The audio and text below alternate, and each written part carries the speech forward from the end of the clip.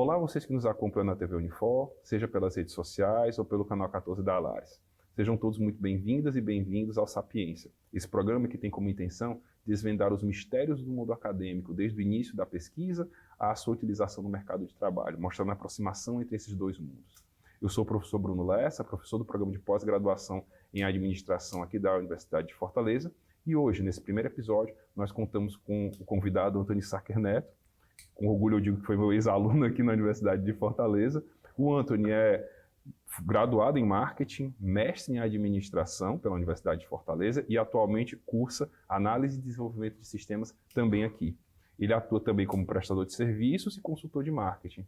E tem alguma coisa que eu acho que eu esqueci, né, Antony? Exatamente, professor. Eu também ocasionalmente trabalho como modelo fotográfico e comecei a me experimentar com docência. Tive uma experiência recente numa oficina aqui, inclusive, na Unifor, para o curso de marketing. Então, aparecendo as oportunidades, eu estou topando, estou aceitando. É sempre bom experimentar e conhecer novos mercados. Pô, já segue o cara aí nas redes sociais também, gente. Então, Antony, dando início aqui, o que motivou lá atrás a tua escolha pelo curso de marketing?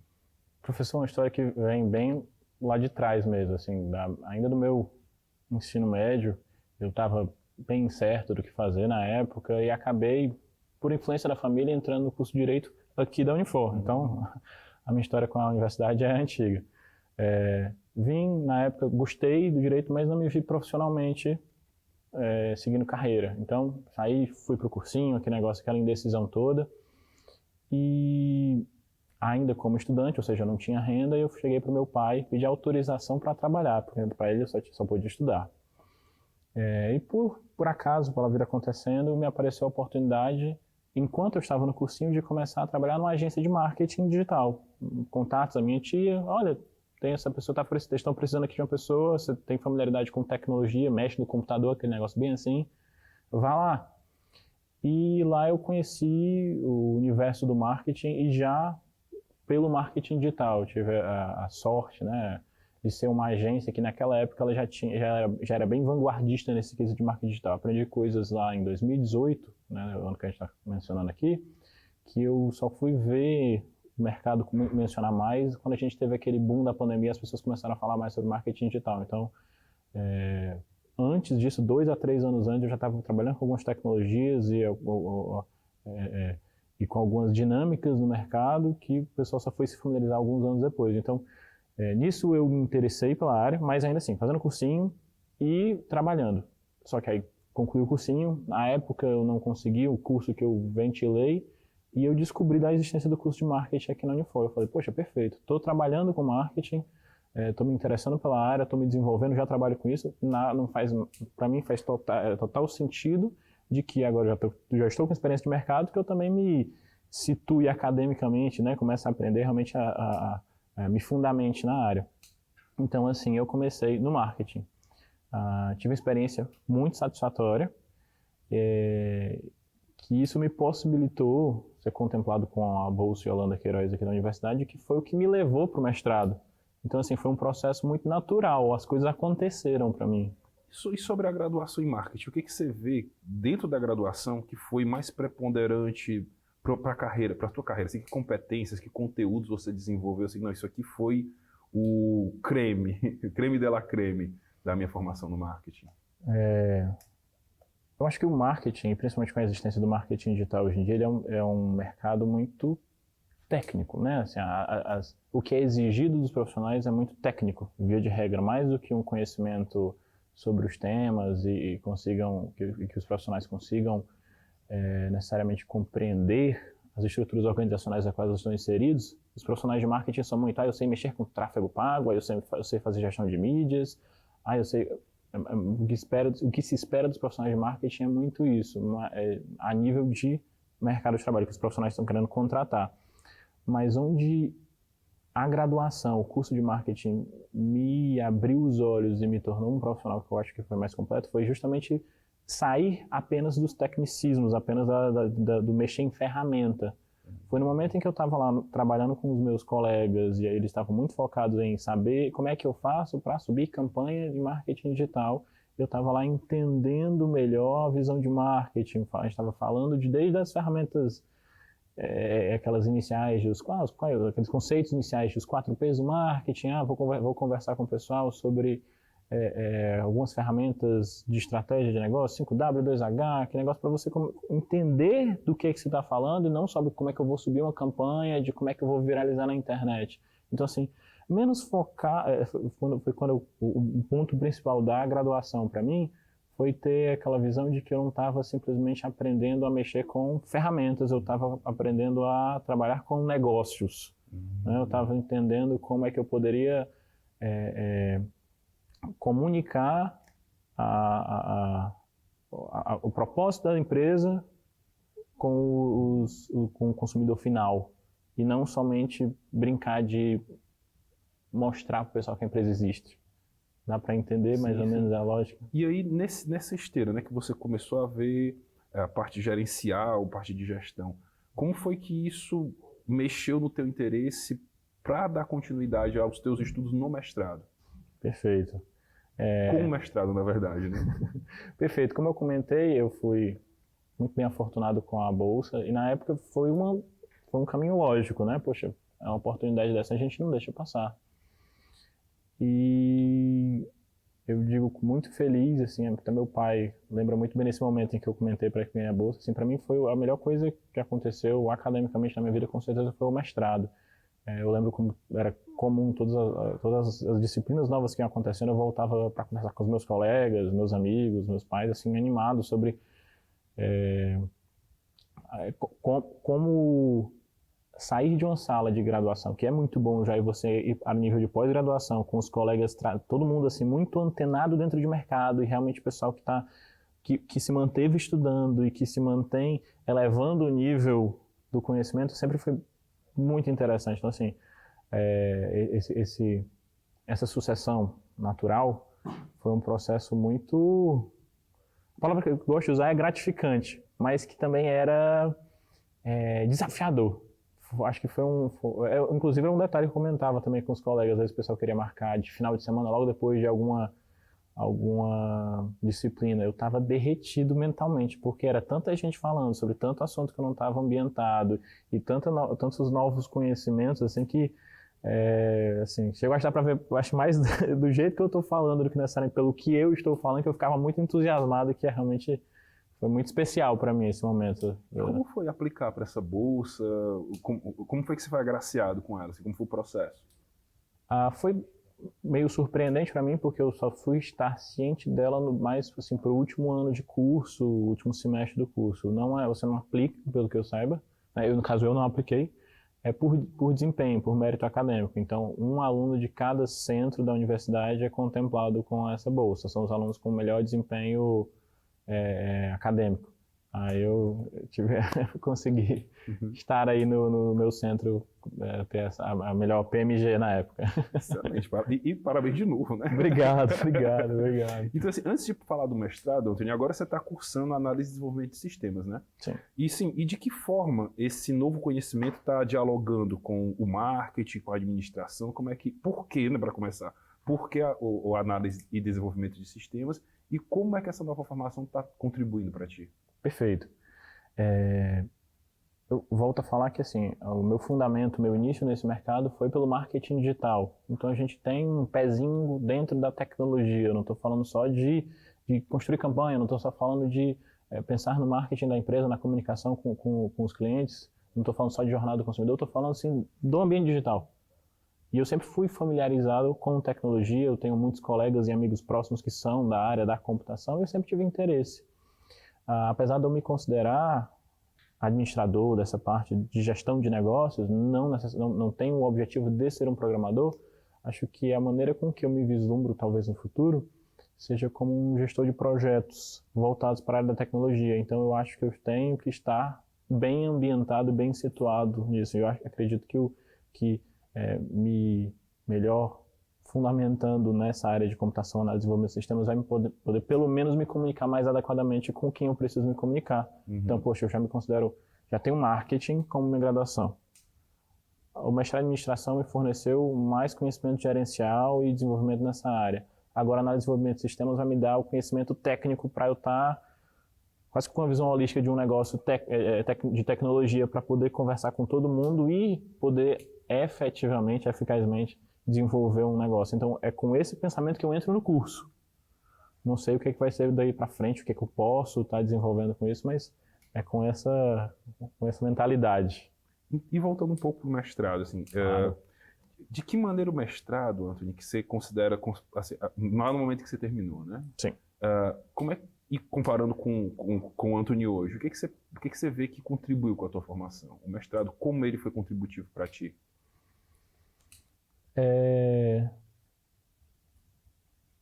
Ele foi muito esse próximo passo, né? Como eu já me repetindo já na realidade, mas realmente foi uma evolução como naquele momento inicial eu estava numa conversa entre os meus amigos que eram extremamente técnicos na área, quando eu digo meus amigos, os colegas com que eu trabalhava à época, né? Que são muitos pessoal do marketing de mercado, eles não fizeram graduação na área e só começaram a trabalhar com. Eu tinha essa visão dentro da academia, eram os professores me trazendo, os pensadores estudos da área, e eu trabalhei, então eu estava aqui brincando com todo mundo, eu estava numa conversa sempre entre os dois, o pessoal que estava lá conversando sobre o que estavam falando, qual era a modinha do momento do marketing, e os professores me trazendo o que é que a gente tinha de ciência sobre aquilo. O mestrado foi a evolução disso, né? Porque no momento em que eu fiz a graduação, eu ainda não tinha essa familiaridade com a ciência da maneira com que eu tenho hoje. Né? Eu via livro, né? Não desmerecendo os livros de maneira nenhuma, mas era aquele negócio que é um produto mais lento. Um livro demora mais a sair do que em relação a quando eu quero saber o que está se debatendo hoje, está sendo construído hoje, quando eu vou atrás de um artigo. Né? Então, assim, essa capacidade, essa possibilidade de estar realmente buscando o que os estudos estão trazendo e ver embates entre as cabeças, né, pensantes, eu acho que esse é o principal ponto em que se diferenciou. Então, de novo, eu volto para que foi uma evolução naquele ponto. Eu já estava já me conversando entre o que era o mercado e o que era a academia, e nesse ponto eu me situei ainda melhor do que a academia está ali produzindo. Eu fiquei ainda mais inteirado, vou falar assim, né? E mais capaz de entender do que estavam falando do que na época da graduação. Teve algum conceito, uma disciplina específica, algo que te marcou logo no início do mestrado, ou pelo menos no decorrer ali do processo que você falou que era tanta informação, era tudo novo, o contato com as pessoas, o contato com os professores, o contato com a disciplina, com as disciplinas em si, né, com o formato do mestrado. Teve algum momento, algum conceito, alguma teoria que pensou assim, que foi para ti assim, o momento, o mestrado é legal, assim, isso aqui é muito divertido. Qual foi? Acredite se quiser, foi logo no começo. Foi logo a primeira disciplina que, inclusive, eu fiz todas as disciplinas possíveis do mestrado. Esse negócio de eletiva, para mim não teve, eu fiz todas. E essa, inclusive, eu repeti, que foi a disciplina do professor David Calaz de estratégia empresarial. Ali de cara eu fiquei completamente encantado e foi dali que eu comecei a pensar no tema da minha dissertação, que é voltada à estratégia empresarial. Então, ali naquele começo já me pegou de cara começar a conversar também sobre conceitos de economia que na época na graduação não foram tão amplamente debatidos, e no mestrado acho que talvez tenha sido a questão que mais eu senti essa confusão, porque eu não tinha familiaridade com economia, e nesse momento eu comecei a ter. Então, quando começaram a falar sobre termos de economia, o pessoal falando de mercado, custo de capital, eu estava, o quê? Estão falando do que estão falando aqui? Então, assim, naquele momento já me encantou e falou, cara, eu preciso saber disso. E assim, eu já tinha esse interesse por estratégia, e o professor trazendo, elevando, subindo para esse próximo patamar. A gente não está falando mais só daquele negócio, daquele universozinho, eu estou falando sobre o mercado como um todo. Eu me lembro até hoje de um gráfico que o professor apresentou, que eram o sucesso de determinados setores empresariais em cada país. Então, assim, poxa, eu não estou falando só mais sobre a vontade do empreendedor querer fazer funcionar. Eu estou falando de o que é que aquele setor propicia, quais são as oportunidades. Então, eu tenho gente estudando isso e eu posso ir um patamar acima. Eu não preciso só ficar falando, não, é só brio. Não, brio é necessário para ter um negócio. Mas tem mais. Então, assim, foi essa possibilidade, essa capacidade de vislumbrar mais, né? É muito interessante. Queria aproveitar para perguntar, você tocou no assunto da dissertação, né? Eu sei que a dissertação, pessoal, é o produto final do mestrado. Seria o que o TCC é na graduação. E fala um pouco para a gente da tua dissertação, como é que foi, o que você estudou, como é que ela te modificou, conta aí para a gente. Pergunta capciosa, o senhor como orientador sabe muito bem. O processo da dissertação foi muito marcante, né? Foi desafiador, com certeza. Assim, eu tive que adquirir novas habilidades. Como eu já estava falando sobre essa questão de mercado, e as disciplinas eram muito voltadas ao mercado, agora, nesse momento em que eu tive que fazer a dissertação, eu acho que finalmente eu tive que desenvolver efetivamente minhas capacidades acadêmicas. Uhum. Então, nesse momento que eu tive que realmente aprender a ler um artigo, a procurar o que eu queria achar num artigo. Então, a maneira como que a dissertação mudou, a mudança talvez tenha sido a mais impactante em mim tenha sido em função da dissertação. Minha dissertação comentando, ela é sobre ferramentas de BI e estratégias de negócio. O meu objetivo na dissertação era dizer qual era o grau de impacto, como ela e se as ferramentas de BI impactavam no sucesso de uma estratégia de negócio para a organização. Né? O meu parecer, a minha dissertação, indica que sim.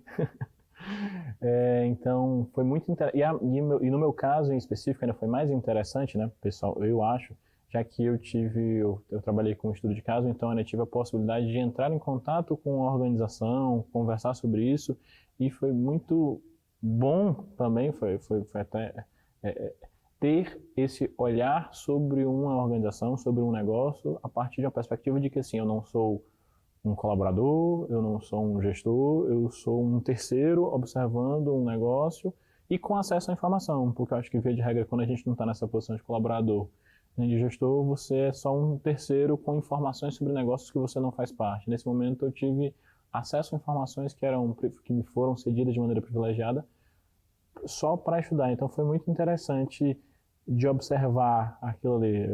Então, novamente, a parte que eu achava interessante, né? Acho que foram os principais impactos da dissertação em mim ao longo desse tempo. E qual foi o momento, Antônio, que o bicho da pesquisa te mordeu? Assim, não, isso aqui é sofrido, mas é legal. Como por exemplo, assim, por assim dizer. Eu acho que foi quando eu consegui concluir a minha introdução.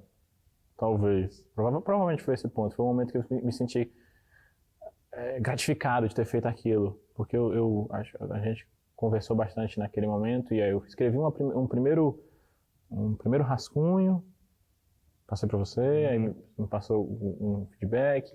E ainda era uma escrita muito...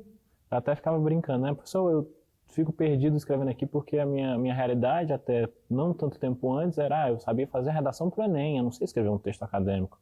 Não tinha me experienciado escrevendo um texto de várias e várias páginas. Não, eu estava ali naquela mentalidade de vou escrever 30 linhas, eu vou trabalhar com 3, 4 parágrafos para falar sobre um tema.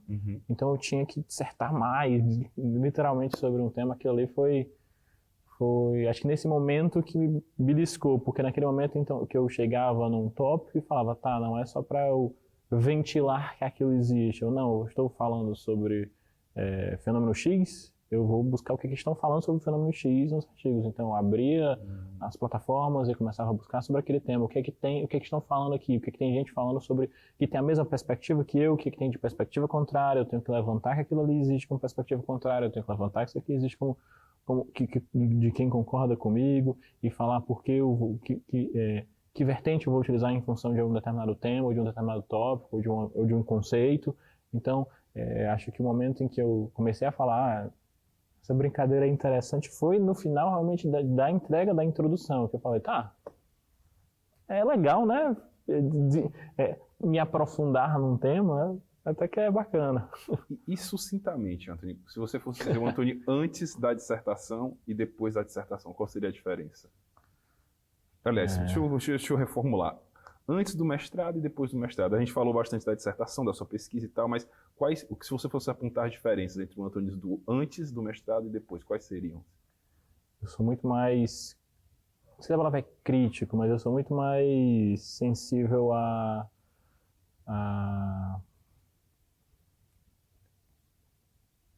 Seria mais analítico? Analítico. Perfeito, professor. Com certeza. Acho que esse é o tema. Não é qualquer informação que vem e passa. Não, peraí, da onde? Como? O quê? De que modo aquela informação... Não basta saber o que chegou, que informação é, mas de que modo ela foi coletada, de que modo ela foi... Então, assim, acho que analítica é uma palavra, com certeza me torna uma pessoa muito mais analítica após o mestrado. Pegando esse gancho, né, e voltando um pouco para a tua carreira, você começou sua carreira como analista de dados. Olha aí. Né? Eu estava vendo aqui, e como foi que essa experiência, né, de coleta e análise, né, interpretação de dados, te ajudou na graduação e depois na pós? Qual a influência que você vê? Né? Uma vez que depois, lá no mestrado, você precisou fazer coleta de dados, interpretação e tudo mais. O professor foi... Era uma situação diferente, né? Foram bastante anos, foram muitos anos antes. E ali foi quando eu comecei a trabalhar com marketing. Acho que, inclusive, foi a minha primeira experiência profissional. Então, estava muito verdinho ali. Mas, com certeza, alguma coisa vem de lá. Inclusive, a grande inspiração para a minha dissertação vem lá atrás, dessa época que eu era analista. Essa época que foi quando eu comecei a trabalhar com sistemas de BI. Então, indubitavelmente, tem mãos desse período de analista até hoje, né? Essa influência desse período de analista até hoje na minha vida. Né? Com certeza influenciou a graduação e influenciou o mestrado, inevitavelmente. E é interessante notar, Antônio, que na tua carreira você faz, de certa forma, uma transição, mas que ao mesmo tempo é uma transição que é mais uma simbiose entre cargos técnicos, né? Um conhecimento mais técnico, mais instrumental, e posições de liderança. E quais habilidades você vê que você desenvolveu, você precisou desenvolver para não só fazer que na verdade não é uma transição, mas esse diálogo entre a técnica e a liderança? Que habilidades você desenvolveu no decorrer do processo, da graduação, mestrado, graduação agora de novo, que te levam a ter mais facilidade nisso, a transitar nisso, a ter esse diálogo entre a técnica e a liderança e a gestão? Na minha experiência pessoal, as minhas experiências com os cargos técnicos que eu tive que exercer, via de regra eu achava eles muito mais fáceis do que os cargos de liderança. Porque as minhas experiências técnicas foram muito objetivas. Se eu quero performar tal coisa, se me foi passado tal tarefa, eu vou atrás de como executá-la, eu a farei. E via de regra essas informações estavam muito fáceis dispostas, seja no YouTube, no livro, eventualmente num artigo, quando eu comecei a elaborar mais. Então, assim, essas informações que eu preciso são muito mais... Eu acesso elas, utilizo e faço. Agora, a transição para os cargos de liderança, ela foi muito mais difícil. Mas as experiências em cargos técnicos foram muito importantes para os cargos de liderança.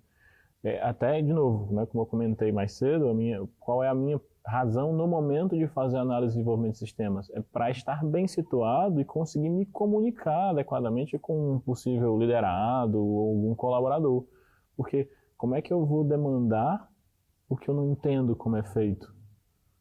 Como é que eu vou me comunicar com o que eu não faço ideia, né?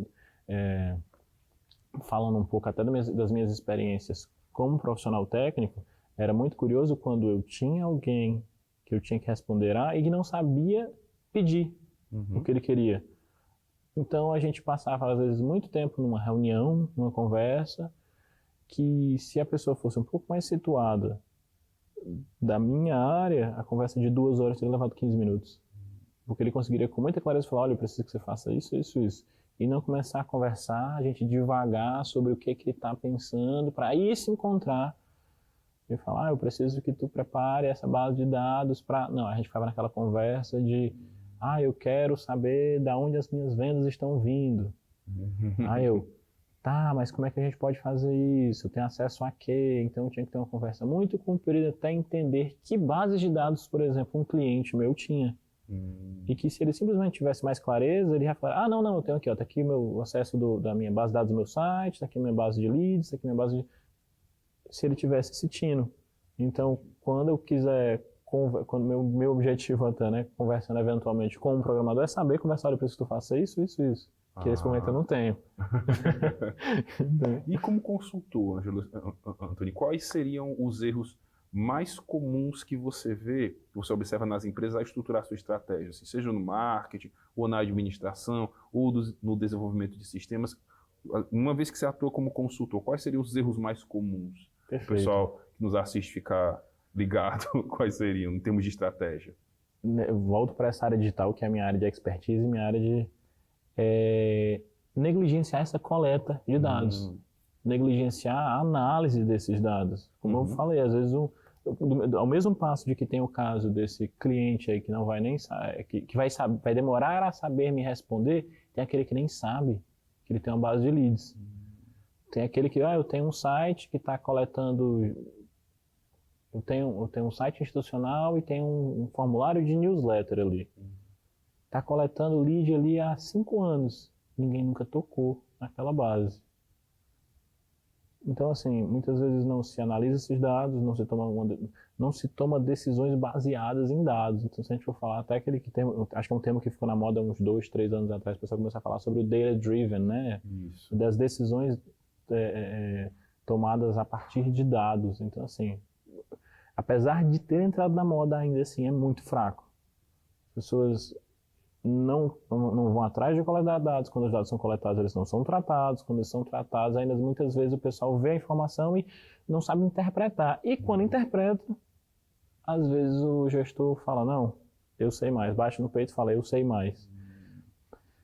É sensível, esse é o ponto mais sensível. Mas se o negócio já está num ponto que ele chegou até essa última parte e tomou uma decisão porque voluntariamente o gestor quis ignorar os outros pontos, eu já bato palma, porque já concluiu um bocado de coisa que, sei lá, acho que das minhas experiências, 80% dos negócios não fazem. Então, assim... E quais motivos você vê, Antônio, por que isso ocorre? Assim? Eu acredito que quais seriam as causas desse efeito aí? Professor, eu já vi cada caso. Às vezes é ignorância, às vezes realmente é observar esse processo todo, ter acesso àquela informação e não conseguir entender. Eu chego com um dado de, olha, a gente está perdendo o lead em determinada parte do processo, a gente tem que alterar, se a gente não alterar isso, o resultado vai ser esse. E fala, não vai não, segue, não dá valor, sabe? Ou eu lembro de um caso para mim que foi muito marcante, evitando de dar acesso demais à informação, mas de um ex-cliente que ele vendia produtos no site próprio e no Mercado Livre. A gente fez os cálculos, pegou todas as vendas dele no Mercado Livre, viu a margem dele no Mercado Livre, quanto ele gastava no Mercado Livre, a gente provou por A mais B que o preço do produto que ele tinha, com a margem que ele tinha, ele nunca ia ter lucro no Mercado Livre, nunca. Do jeito que as coisas eram, ele não ia ter. Ou ele mudava o preço do produto, ou ele saiu do Mercado Livre, que é mais complicado para o caso, o nicho dele. E ele falou, não, tá bom, eu vou continuar vendendo no Mercado Livre. Por que ele fez isso? Eu nunca consegui entender. Não, é uma questão de posicionamento, porque ele espera que quem compra no Mercado Livre depois vai comprar no site dele. Bom, ele não deu essa resposta. Eu fui dormir tranquilo tentando pensar que era isso, mas honestamente eu acho que não era. Então, assim, comumente... acho que é por ignorância mesmo. Então... Desculpa. Claro, né? E considerando esse cenário e o que você vê hoje no mercado, as novas competências que você foi desenvolvendo também, né, com mestrado, e vendo o mercado atualmente, né, essa evolução do marketing digital, você como profissional e também consultor da área, como você vê essa evolução, esse desenvolvimento do marketing digital, considerando agora, por exemplo, o avanço das IAs, né? Tanto para direcionar preferências, impulsionar determinados conteúdos, intensificar experiências. Como você vê como consultor, assim, como estudioso da área, o marketing digital para os próximos anos? Professor, é muito curioso. Inclusive, eu estava conversando recentemente com um amigo meu, que uma das áreas da qual eu fui técnico por muito tempo, é a área do tráfego pago. Prestei muito serviço em anúncios online. E um amigo meu recentemente falou, cara, quero começar nisso aí. Tu me dá um norte? Eu falei, com certeza. E a gente começou a conversar. Atualmente, é um mercado promissor. Eu sei que todo dia, inclusive, conversei recentemente com alguns alunos da graduação. Tem gente, alunos da graduação da Unifor, que trabalham com marketing, com publicidade, que prestam esse serviço, que é super bacana, para as pessoas poderem trabalhar. Mas eu não acho que é um mercado, o profissional trabalhando somente como gestor de tráfego, que ele tem futuro, talvez daqui a 5, 10 anos. A gente não trabalha eu não estou trabalhando para viver mais 10 anos, né? A gente tem que ter uma perspectiva de futuro maior, porque muito em função das IAs, essas ferramentas estão ficando cada vez mais limitadas, assim, mais limitadas no sentido de que assim, o usuário tem que fazer menos, né? Elas estão ficando mais automáticas, mais automatizadas. É muito interessante, é muito bacana, da perspectiva de quem quer agilizar o seu processo, elas são muito interessantes, mas ao mesmo tempo o profissional que se limita a ser um técnico de uma ferramenta específica, agora quando eu falo de marketing especificamente, na minha visão, ele está fadado a desaparecer. Eu só sou gestor de tráfego, eu só sou social media, eu só sou gestor de mídias, eu só sou... Se você é só isso, o ChatGPT já te substitui. Porque vai chegar o cliente com as mesmas demandas que ele tem para ti, e olha que já está, né? Porque a gente vê muitos cenários, o ChatGPT fazendo. Eu estou vendo o outdoor feito por IA agora. Sim. Então não é só uma coisa de, os posts do Instagram que são feitos por IA. Não, muito mais. Outdoor, banner de loja. Então, é uma ferramenta inacreditável, né? Acho que, não sei, talvez se equipare à democratização da internet de, 20 anos atrás, mas ela tem que ser utilizada. Ela requer que os profissionais continuem se desenvolvendo, se tornando mais versáteis, mais capacitados, para não ser só utilizador de ferramenta. Eu não preciso de alguém que fique só apertando parafuso. Preciso da pessoa que descubra o parafuso apertado, né? Então, então, ou seja, considerando esse cenário aí, quais seriam ou quais serão as habilidades mais valorizadas no futuro? Já encaminhando aqui também, essa pergunta já vai para o nosso bloco final aqui de perguntas, né? Nossa penúltima, para trabalhar com marketing, tecnologia, gestão. Quais seriam essas habilidades considerando esse cenário que você está descrevendo para a gente? Perfeito.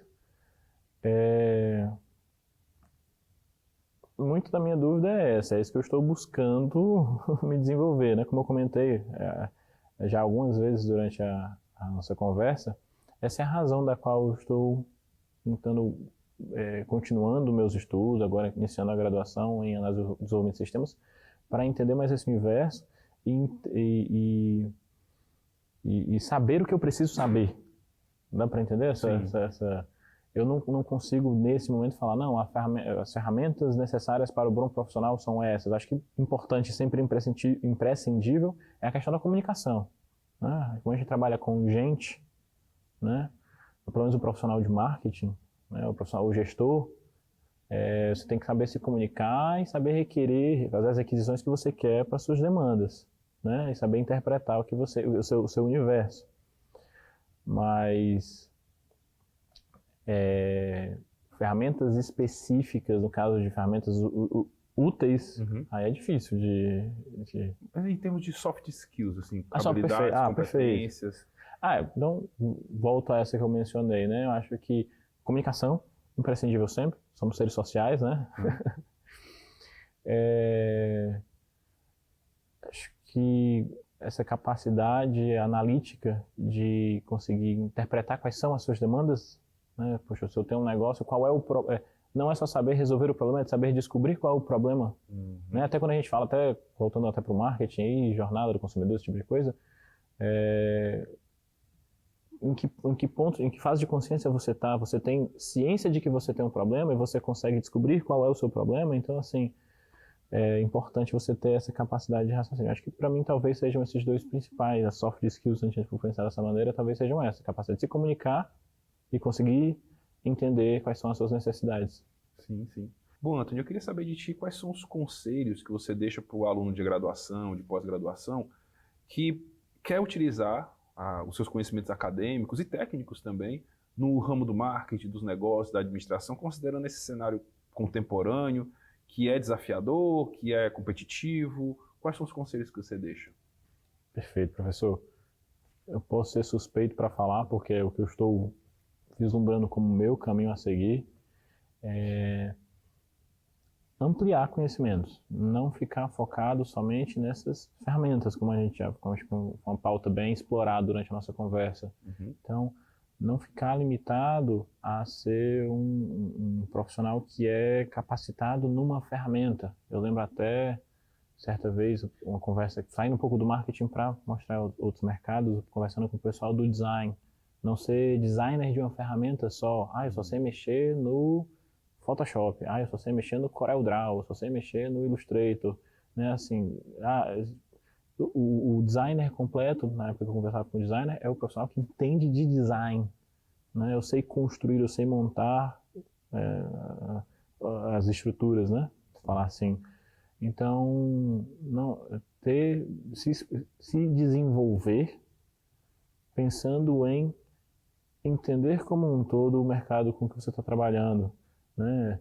Porque eu não vejo futuro em ser profissional de ferramenta, o gestor de tráfego, o gestor de mídias, não, eu vejo o futuro em ser um profissional completo, né? A longo prazo, daqui a 5, 10 anos, já que inclusive com essa pergunta das IAs, elas estão vindo muito fortes. Então, um profissional que se limita a isso, eu não vejo futuro para ele. Então, se a dica que eu posso dar entenda com profundidade os temas, mas tenha um conhecimento amplo. Né? Saiba se comunicar com diferentes setores, aprenda a se comunicar e a trabalhar com diferentes mercados. Acho que poderia ser a dica mais interessante. A dica que eu estou me dando no momento é essa. Queria te agradecer, Anthony, pela generosidade, pela presença aqui. Bom, pessoal, chegamos ao fim do primeiro episódio dessa nossa terceira temporada do Sapiência. Eu aproveito mais uma vez para agradecer ao Anthony aqui, a gente pôde conhecer um pouco mais dessa trajetória tão rica dele. Né? Por favor, sigam nas redes sociais. Qual é o Instagram mesmo, Anthony? É Anthony Sacker, aí tem o underline entre o Anthony e o Sacker, e um underlinezinho no final. Bota Anthony Sacker, vai achar. Não tem tantos, não. Só tem ele e o pai dele, que ele é o avô também. Só a família. Alguém da gente você acha. Pessoal, eu queria também agradecer a vocês por esse nosso reinício aqui. E fiquem ligados para mais conteúdo sobre o Sapiência, que conecta o nosso mundo acadêmico e o mundo do mercado. Eu sou Bruno Lessa e muito obrigado.